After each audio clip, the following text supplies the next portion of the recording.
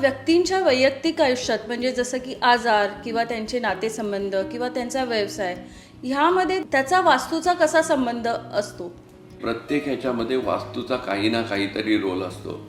आग्नेय प्रवेश असेल किंवा आग्नेय विस्तार असेल हा. साऊथ ईस्टला, तर बऱ्याचशा ठिकाणी तुम्हाला असं दिसेल त्या ठिकाणी मेल जेंडरसाठी व्यसन होणं हे फळ तिथे प्रामुख्याने दिसतं. आणि त्याच वेळेला फिमेल जेंडरसाठी स्त्रियांचे म्हणून जे आजार सांगितलेले आहेत तेही प्रामुख्याने झालेले दिसतात. नातेसंबंधामध्ये बिघाड होतोय.